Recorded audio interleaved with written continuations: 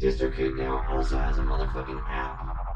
The DistroKid app is available for iOS and Android. You can now get an additional 30% off if you go to distrokid.com/VIP/cult. That's distrokid.com/VIP/cult. Or you can get it in the App Store.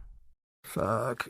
All right, we're rolling. Rolling. Planet B Present. Cult and Culture Podcast. Welcome to episode 53 of the Cult and Culture Podcast. I'm Luke Hinshaw. I'm Justin Pearson. This episode features Connor Musarra, who is... I don't even know how to explain him. It's pretty weird, dude. Yeah.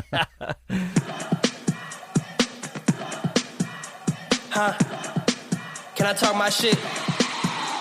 Okay. I grew up in the algorithm. I really seen some shit I've been on. Black Mirror, Stockholm Syndrome. What do you do when everything has been done? Oh, goddamn. History written in Comic Sans. American dream in your right hand. Chopping a pill on a nightstand. Oh, goddamn. Big fish swimming on dry land. Keeping me warm in the winter by burning a book by Ayn Rand. This man been online just fishing for hot takes that is not based. Oh, you an alpha male, then why you dressing like a high school prom date, bitch?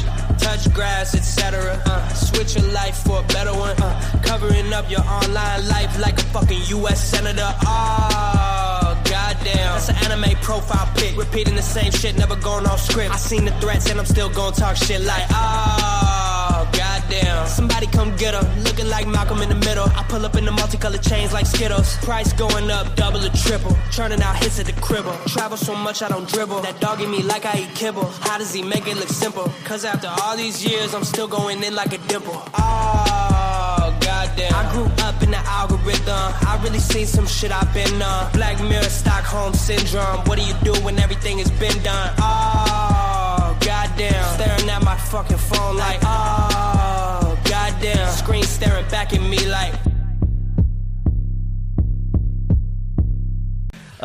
He kind of came on my radar with this prank that he pulled with Tesla on Twitter, or X as the douche calls it. The douche as in the owner of Twitter. Anyhow, he came down to San Diego to be on our podcast. It's pretty insane. I'm still like trying to wrap my head around him as a.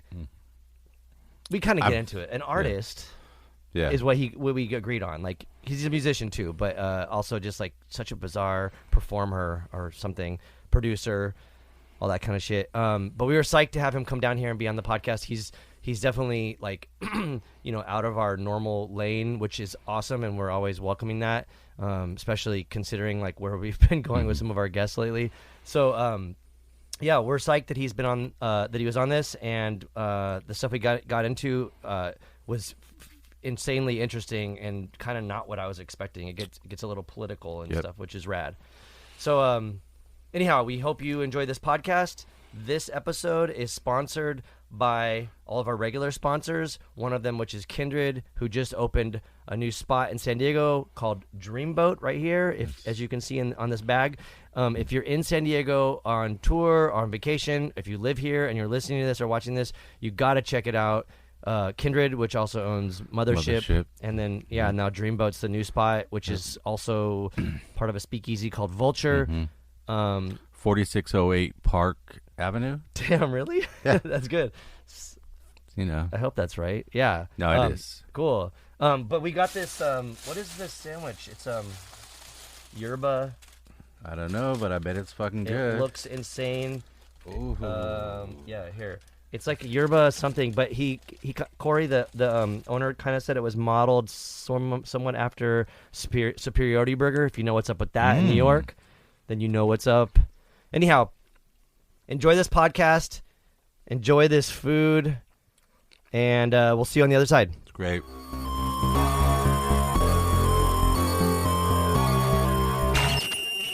I'm Connor Musarra. I'm an artist, producer, / internet crazy person. Like the internet has bled into my artistry and back and forth a lot, right, in the way, like, it has informed my process and vice versa. It's fucked up everyone's shit. Yeah, exactly. Yeah.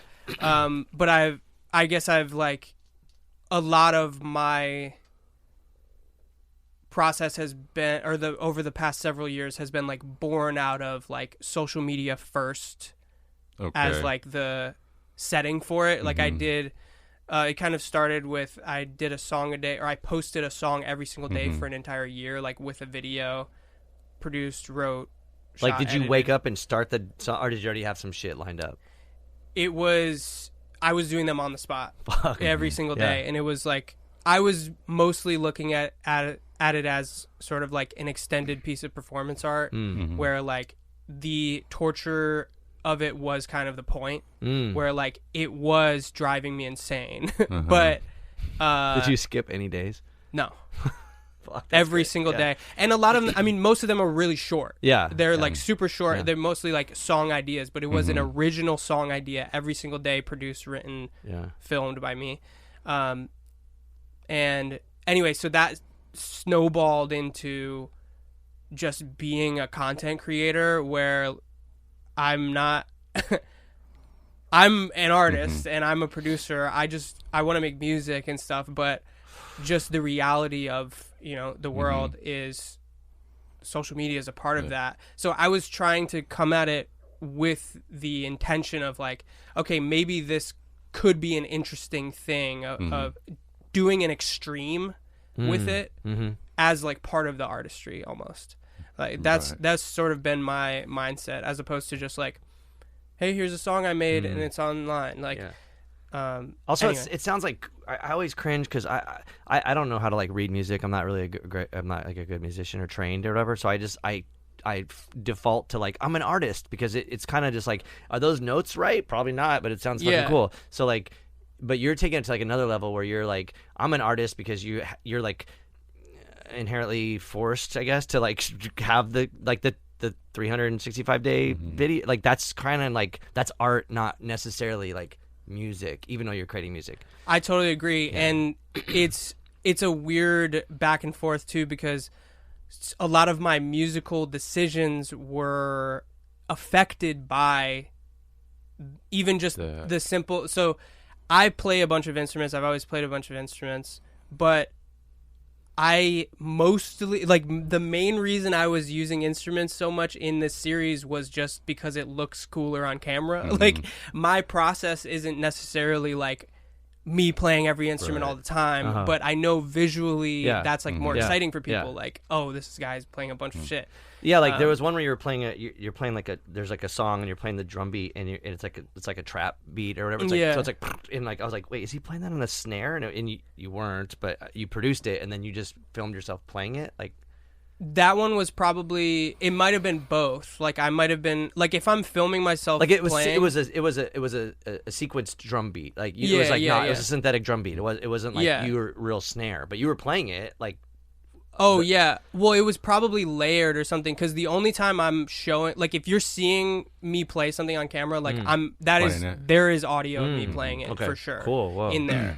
And I was also very, just in the philosophy of it, every single, like, if you saw me on camera playing, it was the one take of me playing it, and that was the take. It wasn't like, it was like, if I was fucking up, that was the take. Okay. It was like, if you're seeing me play, like, I'm actually, the take that you're seeing is the one that you're hearing also, which I know is like such, like, I totally did not need to be that specific, but to me the philosophy of the song a day shit was the performance art aspect of it, of like, you're seeing me, whatever flaws are happening that day or whatever the fuck my hair's fucked up that day or whatever it is, that's what it is. That's the day. That was like what I was on that day. Do you do it like you say, like, you see like, hey, this is working, now I'm gonna go in the studio and do that, or is it something that you start working on and then you kind of notice it's working on and like keep at that? Well, it's evolved. I mean, that process was definitely the most extreme, where it's just like, as soon as the idea exists in my head, it has to come out. And and I know that is no time or really reason to be too discerning with it. Obviously, you want it to be as good as possible. You don't want to make bullshit, but that process was me just like moving as fast as I possibly can. But in general, otherwise, I'm definitely like I really like to move fast so I don't have the opportunity to overthink. But I'm definitely, I do like going and doing a bunch of iterations of things for sure. But like when you say, when you're like, if it's working, you mean like working like this is working Like for for me. the internet. Oh yeah. Oh, sorry. Yeah, I got off on a tangent. No, because that was like a total existentialist question. Because I was like, oh yeah, what is it working for? Yeah. Dive into doom. Because people like, well, also like you kind of talked about it a little bit, where you're like, this is what is like gonna be marketable, opposed to like, this is what I really like or whatever. Because we're fucked, you know, like the shit we make is not marketable, and so we're just like, ugh, you know. But like occasionally in the back of my head, or I have like other artist friends that are like, this is how you write the song, and this is what's gonna be like the selling point. I'm like, fuck that, you know. Yeah. But like, so I don't want to derail this, but like your like stuff. Like I like it, and it sounds like you know what the fuck you're doing, obviously, but like it seems like it's a parody of something, or like it seems like you're talking shit all the time. Sometimes, yeah, it's a gray area. I mean, I'm definitely in a space of I am very often making very like poppy music, But everyone's so serious in the regular world, where you're just like fucking around and like seems exactly. like... And some of it is me fucking around, and some of it is me responding to things that have worked prior. And I'm like, even if it's as simple as, oh, like people liked a couple weeks ago when I did something that was like me just like playing guitar and singing. Maybe I'll just do another thing like that. And it's usually more of taking an inspiration of like the palette that I was using prior that maybe worked, and more than like the literal like trying to recreate it. Just because that's not, I'm not even it's not even in like a holier than thou way of like purity. It's just like not exciting to me if I'm doing the same shit, which is the gift and the curse of doing whatever I want all the time. Is like the tone is very like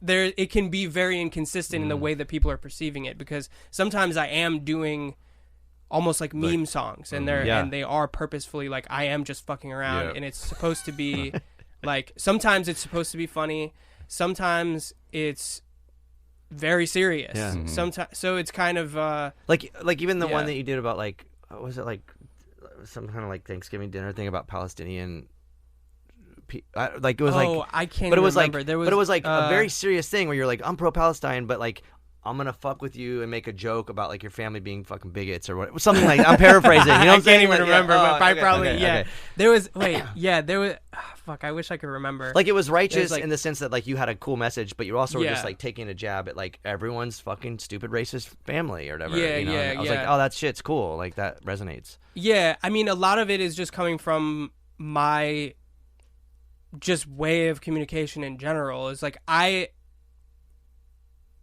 would rather, like, I'm definitely just a person who's constantly making fun of how fucked up the world is, and obviously it's like extremely upsetting to me every single day, but the way that I make sense of it is like the absurdity of it. So it's almost like the catharsis of me being like making a joke of how fucked up it is. Also, humor is like the one thing that's gonna help. I think humor is the one thing that can break through to like your opposition. Also, like humor is something that we all need to kind of keep us with a little bit of energy to function. You know, like I want to like laugh for a second, and then I can be pissed that the other fucking. Yeah, exactly. And I think one thing that people often misunderstand about anything that I do that is political, whatever, or like, or the Elon song or stuff like that. Well, Wait, okay, Or, we have to yeah. talk about that because I don't even know what that is. So keep going. Yeah. Oh yeah, so or I guess backing up, like one of the biggest like things that I did was impersonate Tesla on Yeah, Twitter. that- yeah. So Let's unpack yeah. that because that's some Yeah. shit. Because I fucking hate Elon. But there's a Yeah. song that goes with it. yeah, so I did a song.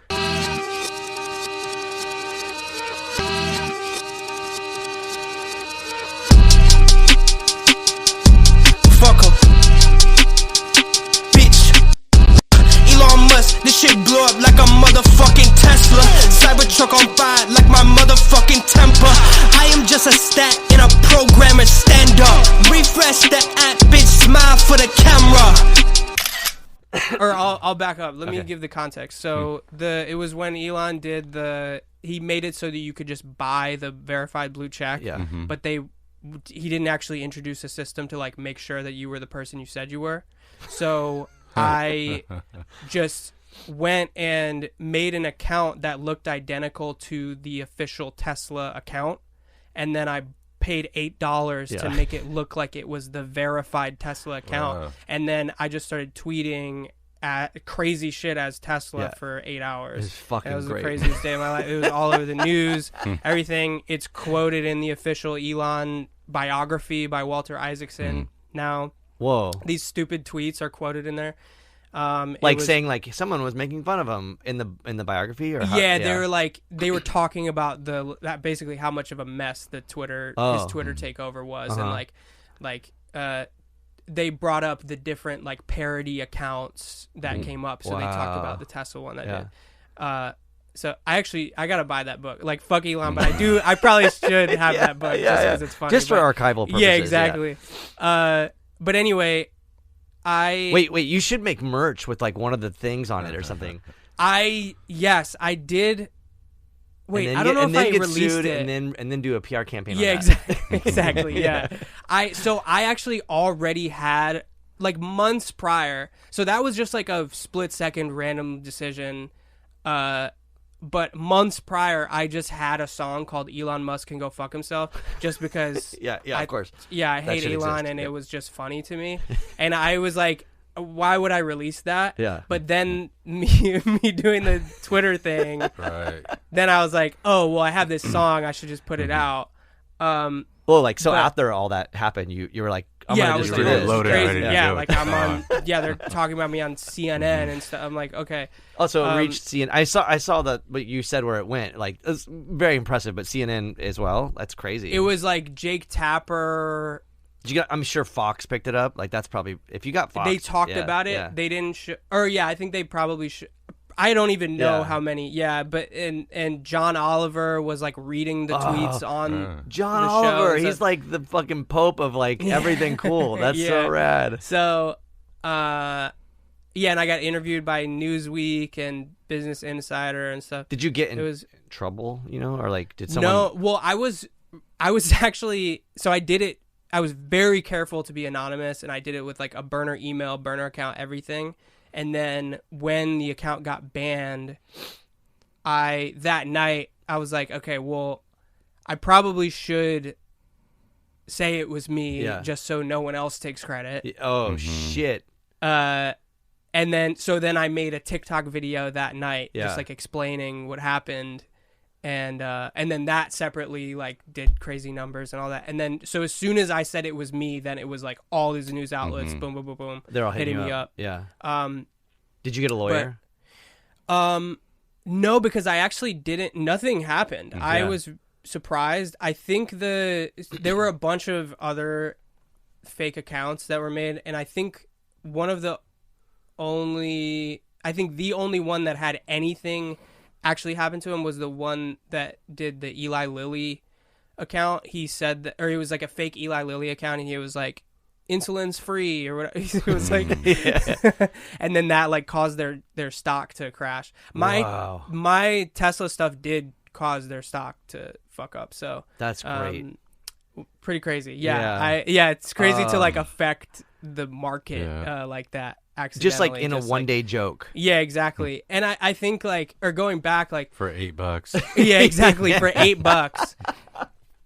I think a lot of people's like, obviously I am a very political person. Like I am very, outspoken politically, but I think one thing that people often misunderstand about my inclusion of politics in my art is it's not coming from like, I don't have any interest in like being preachy about it at all. Yeah. Like I'm kind of, I don't know, maybe I'm a little cynical about that. It's more just like, that's what I'm thinking about, and it's fun to me. It's funny to me. I'm more trying to be funny. This is what I think is funny. Yeah. Like the Tesla thing was just funny to me. Yeah. I didn't even.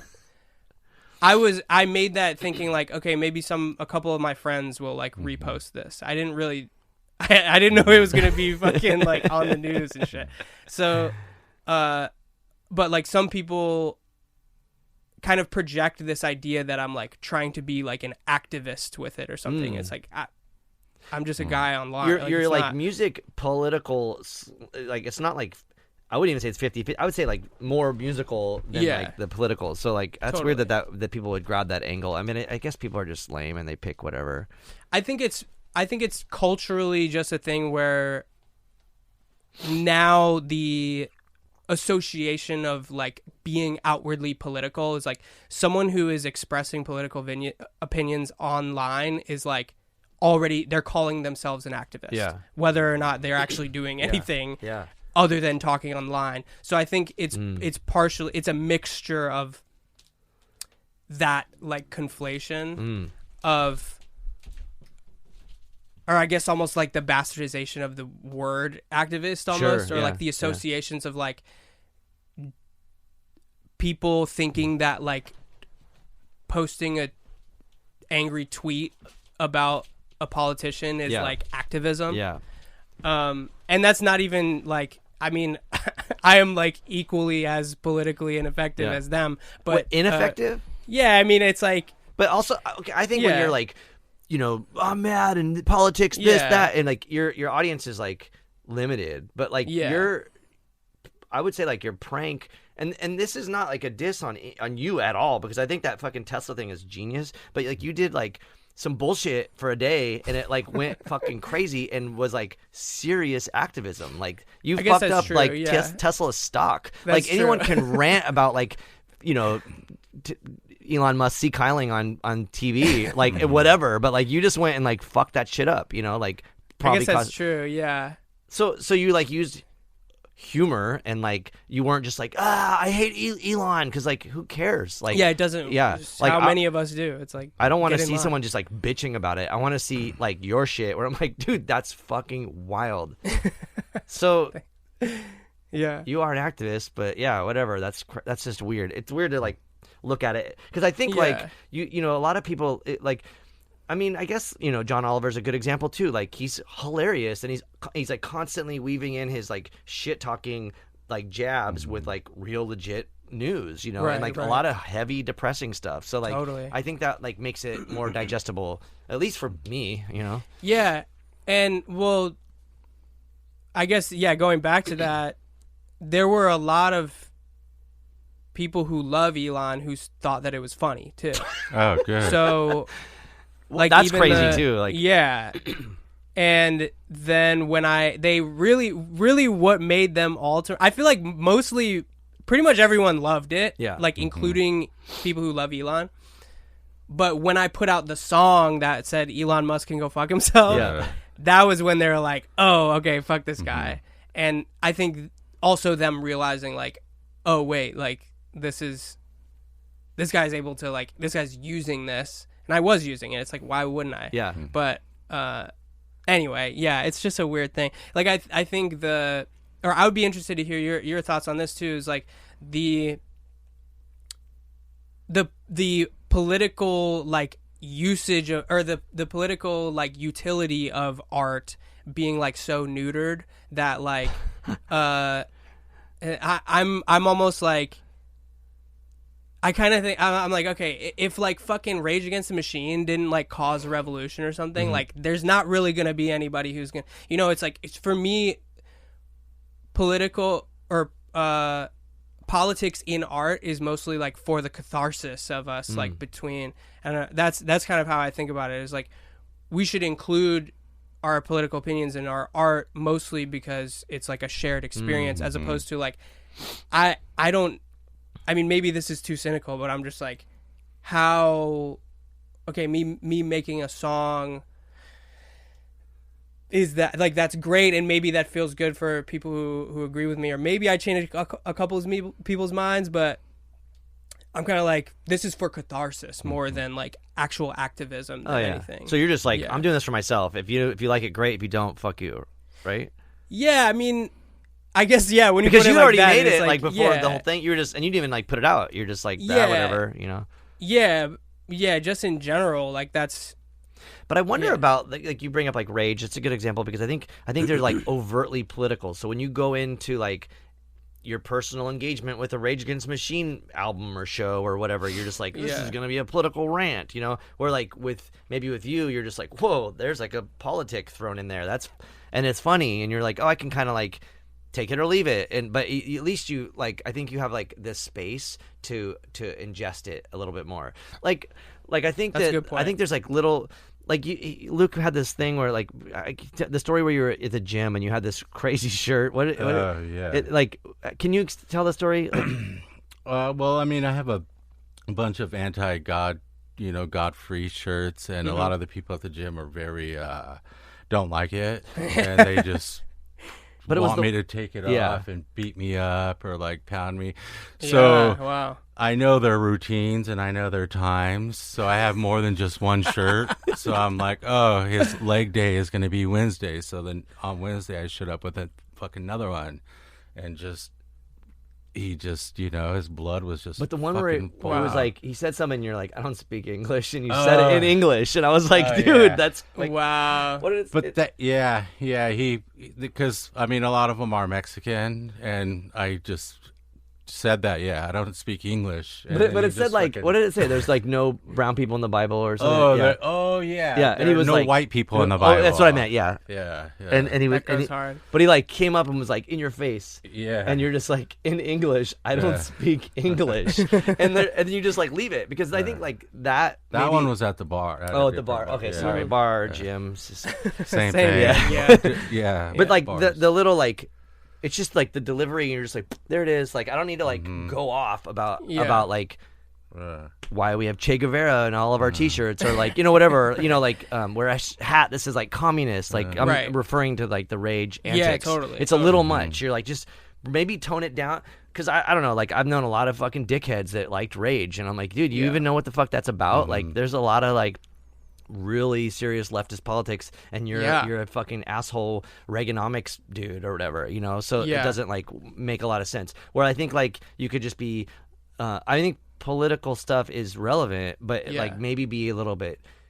I don't want to, cause to each their own, because there are like super like like bands like Los Crudos or something who's just like that's all political and like that's huge. It makes sense, but I don't know. Whatever. Everyone can do their own thing. I just think that like the witty, like highbrow, like shit talking stuff is gonna infiltrate more. Yeah, that's a good point. Yeah, I guess that is sort of my approach is to have it be thrown in as casual a way as I would in a conversation. Yeah, without preaching. Yeah. Well, also like in all your music, it's like I don't know what kind of like I hate like terms or genres or whatever, but it's like like it's like pop, and you're just kind of like singing, and it's just like here's the thing, and you just kind of move on. It's not like a hardcore band where you're like, all right, here's 2 minutes of just someone fucking being pissed. Right. So I think it like because also like you can kind of get under the radar and like sneak it in there, and like maybe someone will be like, oh, what the fuck did he say? And then going back to like the Tesla thing too, though, it's like you have this online persona, and people are seeing this thing that's funny, and then they're like, oh wait, maybe like Elon is a piece of shit, and then. I don't know. I mean, we can only hope that like the American population computed that, but I guess it is sort of it is the type of thing where I'm trying to contribute to like introducing that as like a pop culture thing, that it's okay, it's cool to say fuck Elon, like, or I don't know. Yeah. Like, not that I would be the arbiter of what's cool, but like if there's a bunch of other people doing it, and then, or if someone who is neutral is just like, they've heard a couple things that are negative on Yeah. Elon, and then they come across my song where I'm saying Elon Musk can go fuck himself. Like, maybe that does, like, 1% make them be like, wait, but why would you so passionately Yeah. be, like, not liking Elon? And then I don't know. Who knows? Pick Who a knows? lane, right? Like, Yeah. Yeah, who knows? Yeah. But, yeah. I'm just talking shit. I'm just doing my thing. Like, there's times when I will toe the line a little more and maybe even question myself, like, am I being too much of a pussy of, like, not saying enough politically or, like, Going whatever. further. Yeah. Because you have the platform. Yeah, and it's tough. Just the reality of, I'm not like mega famous or anything, but like I have a lot of followers online. It's like anytime I express basically any political opinion, people are mad. Yeah. So, but I wonder what the the- percentage of mad and psyched is. yeah, it's Because the mad ones are Yeah. going to always be more vocal. You're going to be like, Yeah, there's the 6 exactly. people that are mad, and then there's like 6,000 that are like, this is so sick. yeah. But they're going to be like, I'm not like, this is so sick. I'm just like, that's sick. And I'm going to move on. But if you're Right. mad, you're like, fuck you, dude. Yeah. Whatever. I'm sure you get all kinds of the whole thing. you know? Yeah, crazy all the time. Well, I feel like the first time that I ever, like, I feel like for the most part, I basically didn't have many reservations of sharing my political views online until fucking October 7th. And, like, as soon as it was, like, fucking everybody dogpiling on anyone who's pro-Palestine, and I was like, oh, shit, okay, wait. Like, then I'm like, oh, wait, am I a pussy for not, like, I don't know, it's this weird, I get into this conflict. I'm like, okay, well, there are people who are legitimately, like, completely being deplatformed. I'm like, what is my line of, like, yeah, of course, like, this is my genuine political opinion, but, like, where's the line of like what I share or don't share, and like Where's the what is- line as far as like you don't want to get banned, or where's the line as like you want to be vocal and maybe, I don't know, Yeah. offend people or lose followers or something? It's more the, I mean, because I did lose I lost thousands of followers as soon as I expressed. Wow. But But I mean, you it's funny- but I mean you gain them yeah. though too. Like it goes both ways. Like Sort of. At that time, I lost a fuck ton of followers. But it's also funny because but also do you been- want to produce shit for Zionists? you No, know? exactly. Yeah, Well, yeah, exactly, yeah. It's like exactly. fuck It's them, not- get them out of here. Yeah. Yeah, and it's funny too because it's not like I had expressed support for Palestine online forever, Yeah. but now I just have a lot of followers. So it's like people, And the Realizing- followers are like the whole spectrum of yeah, whatever. whatever, Anyway, yeah. yeah. And I think it was but I was less worried about, because I knew going in, okay, there's going to be a bunch of Zionists who unfollow me, like whatever, that's what it Yeah. is. But seeing the actual like real life repercussions that people were one, like getting your shit banned, which is like ultimately whatever, you're going to be fine. But what'd you get like, banned? or no, I'm seeing Oh, like other people, like, yeah, other yeah, people getting yeah, banned, yeah. like so many people getting banned, like or like people being like in real life, like having like whatever, losing jobs, Yeah. losing opportunity, like Yeah. stuff like that people kind of act like isn't happening. Yeah. But You mean for like speaking out? yeah, Yeah. Yeah. and or even like the fucking the actor girl from Scream who like posted one story that was like a fundraiser for Gaza Yeah. children, like she was kicked out of the franchise and like called an Wow. anti-Semite. Like the extremes of that definitely, like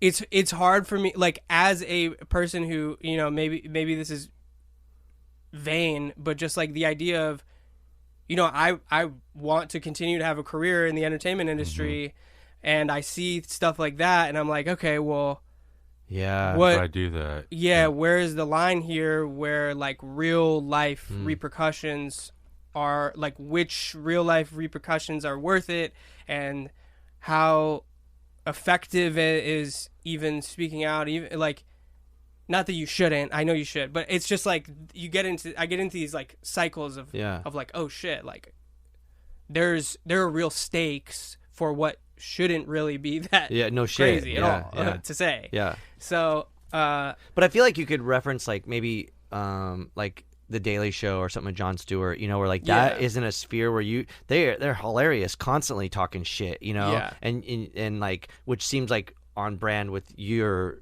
stuff too, you know, like you just need to get hired by them, you know, like, right, and then you're good. Then you're gonna be like, I'm gonna do this all day long, you know, and that's great. But right now you're kind of like in the Wild West where you're like, oh, anyone can fuck me up and like kick me off or ban me or come at me or whatever. Yeah, exactly. And it's not.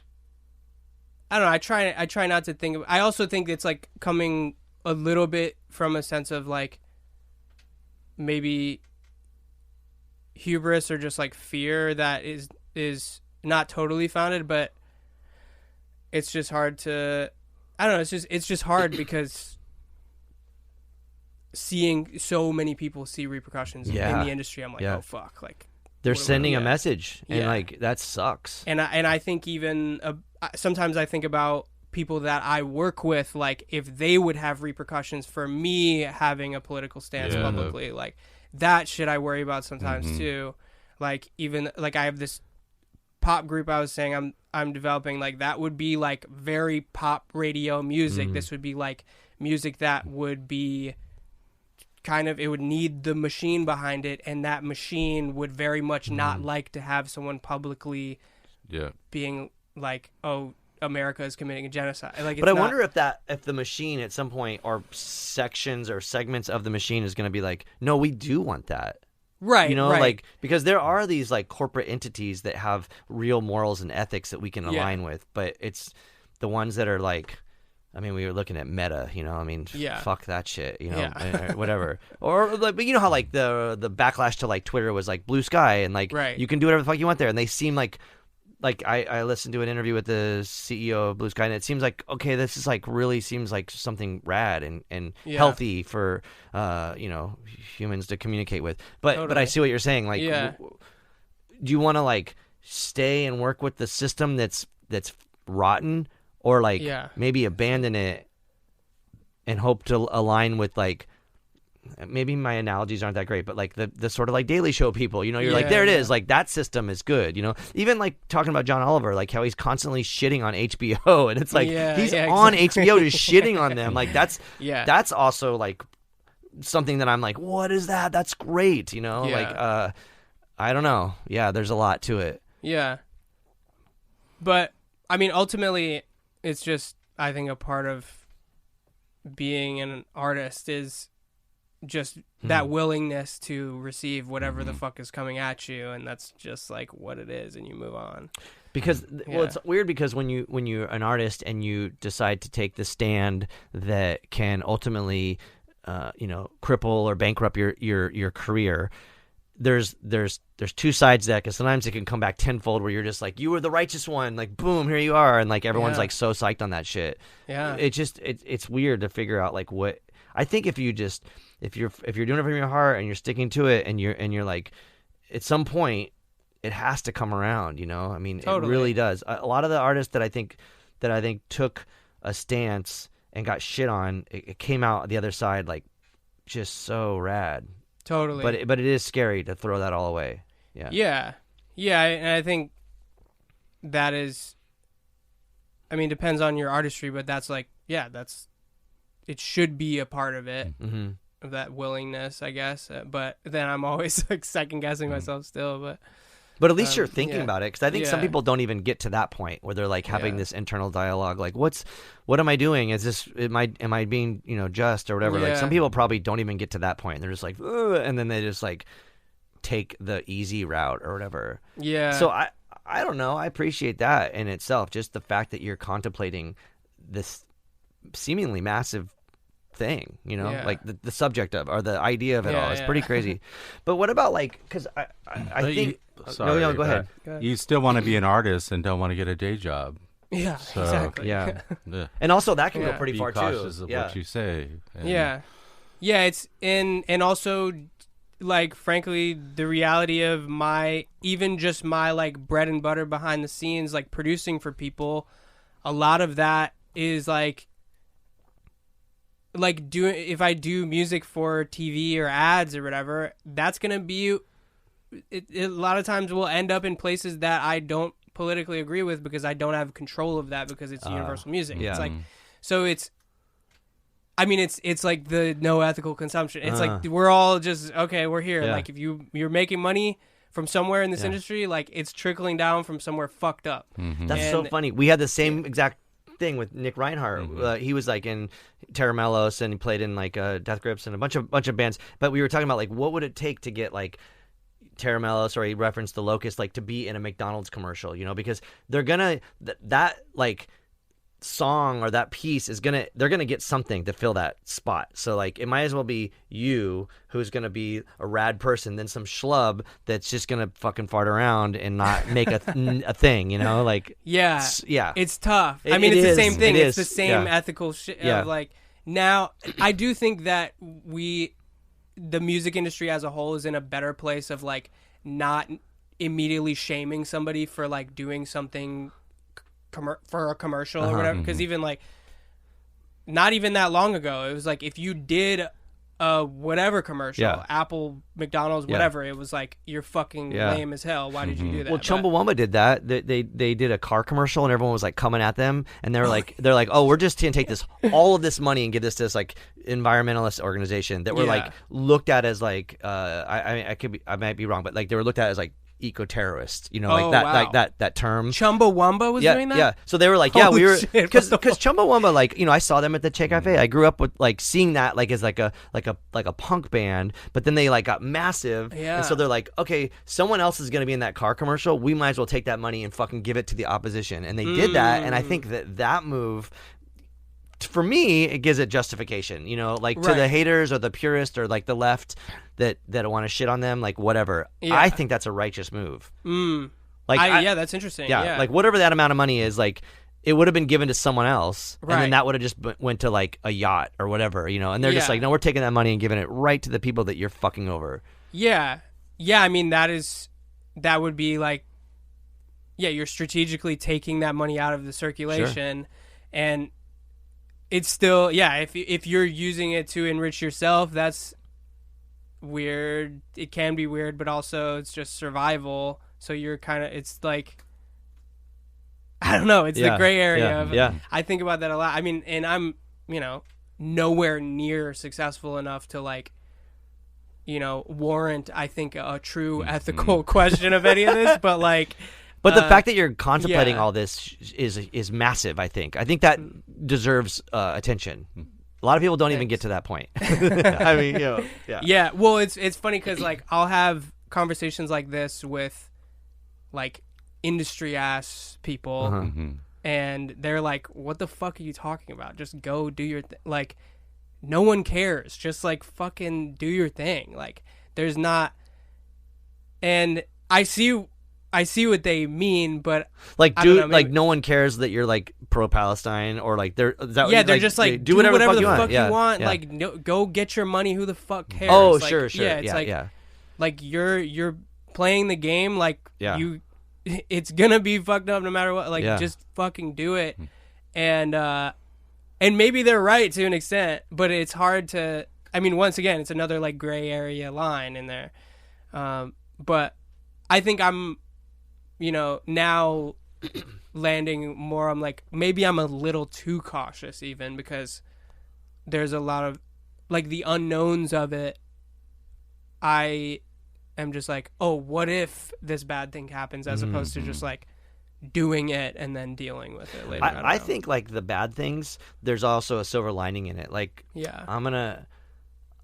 I'm trying to like put out this anthology of one of my old bands, and the record label won't like release it, and they've like they're in breach of contract, and I'm like, fuck these people. They're like, they have all this money, and anyhow it's a bunch of bullshit. The amount of money they gave us, we now owe them twice as much, and I'm like, how does that happen? You know, give me my fucking record back. It's been, you know, whatever. And so they sold like 2 million downloads on Apple of an album of a song, and I'm like 2 million copies is like it's not streaming. It's 2 million like physical like digital downloads. You know, like right. that's So a lot of 99 money. cents, like, yeah, each one. 99 Oh, cents. shit, so, and I'm like, yeah. wait, we only made $320. So anyhow, I want to like they won't like reply to my emails anymore, like because I keep being like, what the fuck, like, or I'm like jokingly like, what the fuck, like let's get blah blah blah on the horn, get this stupid fucking DJ owner on the horn. Let's figure this out. And they just keep fucking with me or ignoring me. So I'm like, Yeah. all right, let's just release it. And then when we get sued, then we're gonna go to town with like a PR campaign. And I think that like you can use that, like,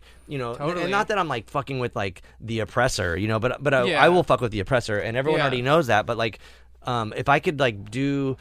If I can get a song in a Tesla commercial, then that's gonna be fucking sick, you know? Right, that's funny. Like you need to get in a Yeah. Tesla commercial, like sneak it in. Like here we go. Like they don't know it was like Wow. me that did that, you know? Yeah, that's a good point.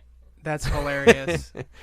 Yeah, me being in a Tesla commercial would be fucking hilarious. And then when you get like Yeah. when you get reprimanded, just go to town on like a PR campaign on that and be like, I don't know. I feel like there's like a Yeah. way to spin things, Right. Because a lot of people just don't think it out, and not that it needs to come to a conclusion, but you're thinking it out, and that's like that says a lot. I you know, like a lot of people don't care, and that's with their internal decision. Like I appreciate that, and across the board.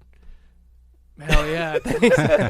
Okay, you know, and like I don't know, Yeah. like you know, you referenced Universal, and I don't know like the conglomerates, like what their opposition is of certain politics, or what they can like implement on people for being active, you know. Yeah. And until we discover that, like I feel like we can test it, you know, like once you get, you know, I don't know, the slap on the wrist, or they like amputate your arm or whatever the fuck, you know, like whatever it is, like hypothetically, then you use that as like a PR stunt and bring that even bigger. Kind of like how you were like, I need to take credit for the Tesla thing before someone else does. Yeah. And like you could have like had consequences. Fuck, Right. you could have been to, I don't know, you could have had like all kinds of shit happen. Yeah, I mean, but you were like, I got to do this, and then you roll with like what could come from that, because at the end of the day, like you're sticking to your guns, you're righteous, and your art is seen through to some extent. Like, yeah, you winged it, but like you have a moral compass, and you're on that route. And I think that at the end of the day, you can keep using whatever negativity that might come your way and use that to your benefit. that's true. Yeah, for sure. So then you were saying like you were like, I feel like I was a pussy, but I was like, maybe in certain elements, but like you're not, because you went ahead and like took that leap. Because I would be fucking scared that Tesla was going to come after me. Yeah, you know, I'd be yeah. like, I'm going to go to jail for something, or be sued, or whatever, you know? Yep. Yeah. There was definitely, I definitely thought that there would be more consequences. But I think also because there were so many fires for them to put out, it was like the timing was... But like it still exists, like, and they're going around like executing people now, you know, like they're like, oh, you're done. So like, I don't know, but there are still fires because there's like all the trucks are being recalled and shit's flying off of them and stuff. It's like they have a lot of problems, and like, you know, and like they're the net value of the stock is going, you know, losing like billions, like you know, it's just at some point they'll die, and then we'll be better off. But until then, we have to keep fucking with them. But whatever you're doing is really good. I think like I wish there was like your ability and your creative output. I wish there was like the other one. Like I would go after, you know, fucking Pete Hegseth or like, whatever. Like pick another one and go for them. You know. Yeah. But I guess you went after like a corporation, so maybe there's a little bit of like space to get them, you know, like where you're like attacking a person, then they can be like, this is right. I'm gonna get you, because, like if you were going after Elon, but you were fucking with the company Tesla, right, and it still technically would have been under parody, and there was like, I mean, there's so many. I could talk about this forever, but Elon was tweeting. Like, while I was tweeting as Tesla, like, Elon was changing the, like, parody rules on Twitter in order to, like, make sure that my Tesla account was banned. And he was like, saying that it has to say parody in the display name. Oh, so he was publicly saying this while you were doing it, so he Yes. had like record to kind of go and change it. I think it was just like Elon doing his, Yeah. you know, he was probably on ketamine and like just like ranting, and he was True, probably yeah. freaking out. Yeah. He was probably freaking out. But like changing the rules in real time, but then like so the rule was you have to have parody in your display name, but they also made it so if you're verified you can't change your display name. So basically he was guaranteeing that my account was banned. Which like I knew it was gonna get banned, but it was just funny that it was like real time, like Elon like changing his own rule in order to ban this stupid account. I don't want to Yeah. eclipse all of your stuff with the Yeah. Tesla thing. Yeah, but that thing was only Yeah. up for 8 hours. Yeah, it was like probably 7.5 hours, I think. Yeah, The news cycle is crazy that that's what was picked up. Like, and it should have been. Yeah. It's hilarious, but like, Yeah. there's like all of this. There's like wars and injustices going on, and they're like, let's talk about the guy fucking pranking him on a whim, Yeah. you know, or pranking it or whatever. yeah, exactly.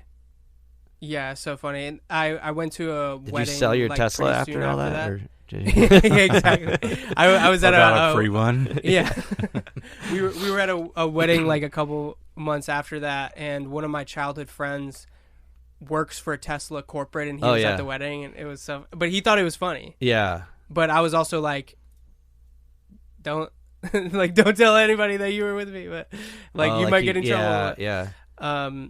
Anyway, yeah, the Tesla shit was insane. It still is kind. I cannot wrap my head around it. And I mean, obviously, like when you're just a shithead and you just go and do all the things that he does, besides the actual car aspect, it like gets insane. You know, like it just like obviously he's like a racist or a white nationalist and Sikh hiling, but he like didn't need to do that at all, and it just fucked his own business up. It's like you Yeah. could have just. So he's doing like exactly what you're kind of the opposite side, but you're like, should I say the things and cause me these you know, this like disgruntled you know, Yeah. fights or whatever? And he's kind of doing the thing. He's like, I'm fucking racist. I'm gonna show everyone, and then it's like, oh well, you're gonna lose like a shitload of Yeah, followers or whatever. You know, you know, to him it's customers, I guess, because he's yeah, the sales are plummeting. But like, Yeah. yeah, he fucked his whole thing up with like. In Europe, they're just like, oh, no more. We're not like going to sell Teslas anymore. Like that shit's kind Yeah. of gnarly.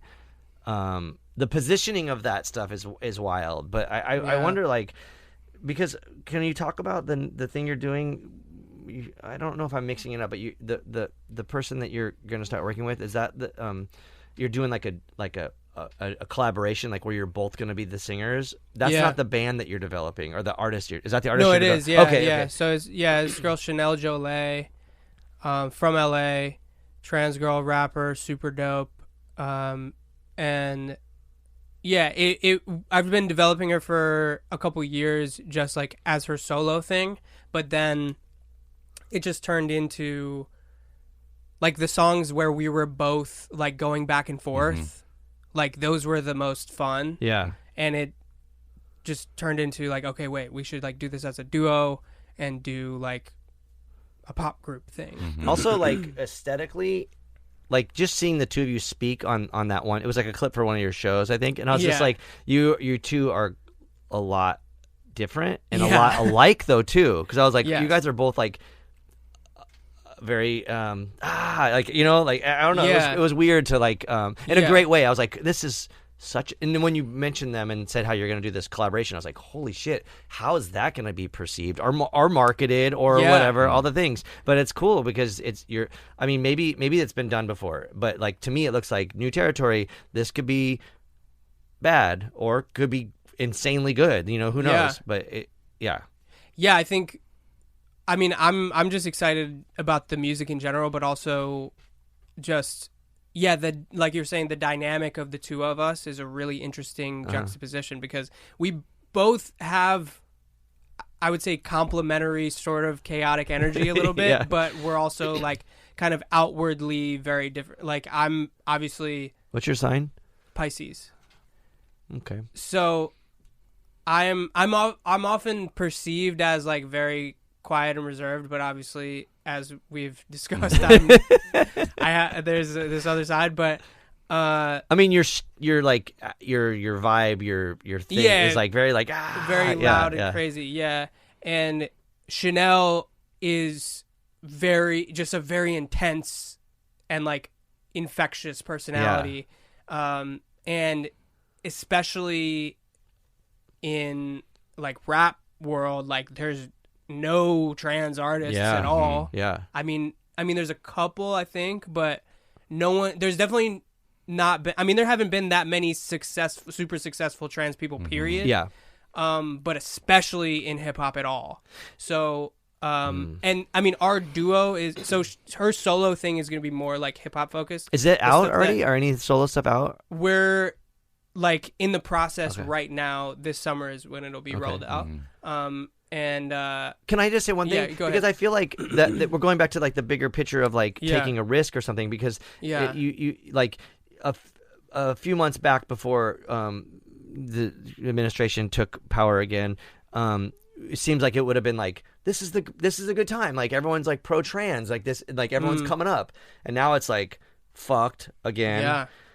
And I wonder if like doing it now then is like the right, because everyone keeps saying like now hardcore is going to be better, you know, and it's like, okay, I understand what they're saying, like in the 80s because of Reagan it was fucking great or whatever, but like would we rather have like mediocre hardcore and no Ronald Reagan? Yes. But you know what I'm saying, so like I don't want to say it like I'm positive or pro like what the fuck is going on now, but like now might be the time, like because there's the opposition and people are going to latch onto that, like check this shit out, trans hip-hop artists, like that's a big deal right now. Especially in that demographic, you know, I think that, like you said, like, and you know, hip hop kind of isn't as like welcoming, I suppose, as like maybe pop music in general. Right. I mean, but even pop, like no one is that. It's like really fucking, it's crazy. But any like sort of LGBTQ plus like vibe of a genre, like I mean, but we see it in country now and shit too. I'm like, that's crazy, like that's wild. Like you would expect it in punk and hip hop and some of the stuff that is like a little bit more musically challenging, I guess, you know. But in mainstream, I don't know. We need more of it, and so I'm psyched, and I hope that this time, as fucked up as it has recently, kind of got back to being shitty for people. Is the time. I hope it like destroys the oppressor. You know, totally. I think that's what it's gonna do, because it's our job as artists to like set people straight, and you're gonna fucking do that. That's sick. Hopefully, you know. I'm really excited, and I think you're right that because of like it already would have been polarizing anyway. It's just her existing as an artist is already gonna like make people mad, but now especially. But making people mad is so interesting, because like, you want to make them mad, but you also want to make other people like psyched. And then you also want to make some people confused and uncomfortable, which is you want to do something. And I think the dynamics of the two of us as a group also makes it an interesting dynamic too, because it's like, okay, like crazy looking straight white guy, like the association of me like as the foil for her almost, I think is an interesting thing, like culturally, for people to it's like people I mean not that this is like a, you know, designed in a lab perfect thing that we thought out, but just realizing like it's an interesting dynamic that people who are maybe like not fully transphobic, but they're a little bit like, what's going on? Like the almost like getting an extra like little stamp of approval, like this is dope, like you can think this is cool, like you can fucking and not that she wouldn't be able to do that on her own, but it's just like it's an additional like, okay, there's a dynamic that's like maybe there's a little 1% extra familiarity going on, maybe there's an extra, it's like we're I don't know, we're bringing in a lot of different like cultural influences all at once. So like, what about, maybe you have opinions on this, but like Andre 3000's like flute record, now he's doing like an opera one or whatever, and like I feel like he had to like I hate to use this, like pay his dues or like come out super righteous with Outkast, and now he can go do all the weird avant-garde shit and be free. Where like I feel like maybe in hip hop or a lot of other genres where like you can't be expressive. That new record he put out, it's jazz, I think is what he called it, and he said it's the most hip hop thing, or I don't know like exactly what his. I was like, dude, I don't know what the fuck. One? No, he did a new one that's like jazz, but like it doesn't. To me, like I know a bit about jazz, but I was like, oh, what the fuck, you know? And I'm not gonna question him. I'm just gonna be like, yo, whatever he's doing, he's on something, and that's sick. And I'm glad that he's like able to be free and do whatever the hell he wants, because the flute one was definitely confusing and a little hard to like wrap my head around. But like, good for it. Like, go for it. You know? That's funny. The flute one, my fiance loves that. Yeah. She'll like listen to that all the time while doing your makeup and stuff. And I'm like, I mean, Andre is a legend and all that. And I feel like I enjoyed the first listen being like, oh, wow, this is really interesting. He's doing this. But like, I'm not going to like go back to it. But I mean, also that's like, I'm not really listening to jazz on my own anyway. But I think it's really interesting that that's what he felt safe to do artistically, because clearly he has spent decades, like he has for sure spent decades making several albums worth of other music that he just didn't put out. So for whatever reason, but I think mostly because he doesn't want to tarnish the legacy that he has created. And there's a lot of artists that are in that position too. I mean, even like Frank Ocean and people like that. Like, once you get this air of like legacy artist, you don't want to touch that. It's like it's already in the museum. Like, don't touch it. Like or Zach from Rage. Like him, like he has definitely made. I mean, I don't know if I'm allowed. I'm sure it's been talked about, but like I know he's been doing a fuck ton of music for decades, but he's just not putting it out because like One Day as a Lion was. I mean, I like Zach. I'm not a big fan of Rage's music, but One Day a Lion was like the shit. Like that band was sick, and then it just kind of didn't really do anything. Yeah, I heard he was doing an album with LP too. Oh shit! Like a full hip hop album. Yeah, and it's kind of, I mean, separately from that, just that as an example of like him and Andre 3000, all these people, it's like there's an interesting almost conservatism that comes with like once you have established yourself as like someone that people like put on this pedestal of artistry, it almost seems like this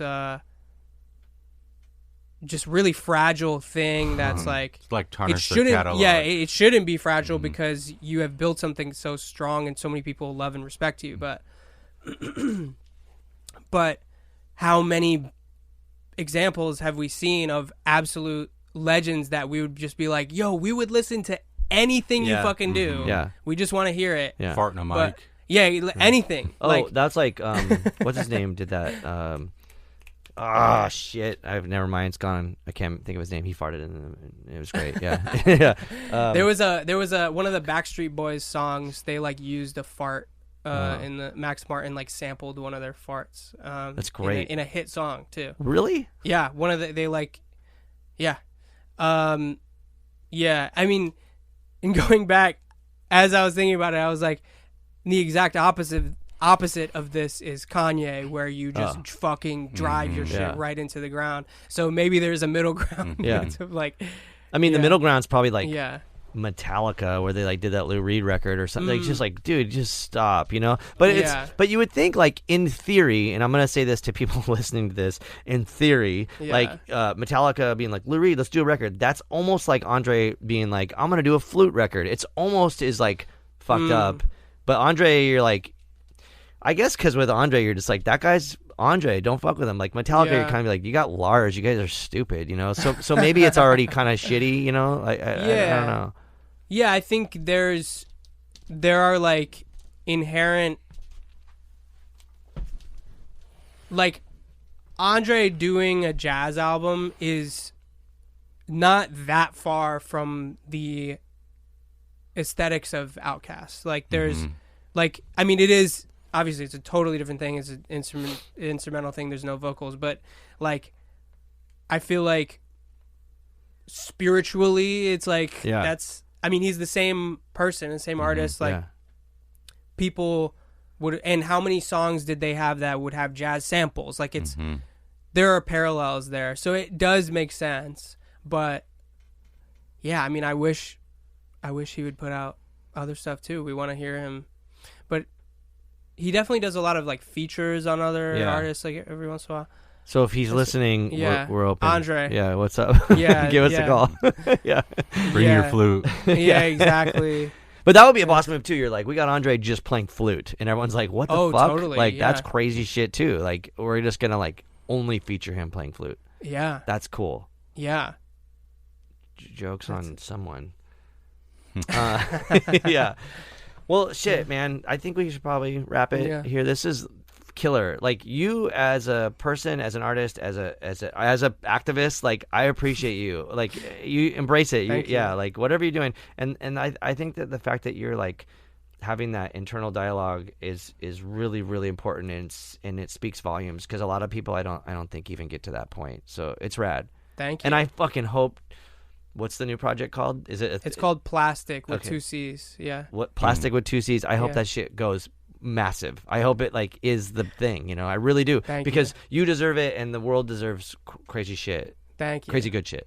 Hell yeah. Thank you. Appreciate you. Thank you so much. Thank you. Hell yeah. Cool. Welcome back. This is the closing sequence of episode 53 of the Cult and Culture podcast. We appreciate you listening, watching. We appreciate all of our sponsors, all of our homies that have, that help us constantly. Dreamboat, like I said. Andy, Becky. Did you Ruinous. No, Ruinous. Oak Cliff. Yeah, Oak Cliff Film Fest. What's up? Yeah, we hope you enjoyed this episode. Check out all of our other ones. Support our podcast sponsors. Actually, let me bring one thing up. There's some crazy shit going on in America. Obviously, if you are under a rock or whatever, you don't know this, but there's like this tariff issue, and one of our sponsors, Earthquaker, is battling with going into bankruptcy because of the Trump administration's bullshit with tariffs. It's pretty fucking insane. We hate Trump. We hate the U.S. government, and pay attention to shit, because everyone's getting fucked by the billionaires. So there we go. Fuck you, Elon, and your other 300 and something friends that are way too rich. Yep. See you later.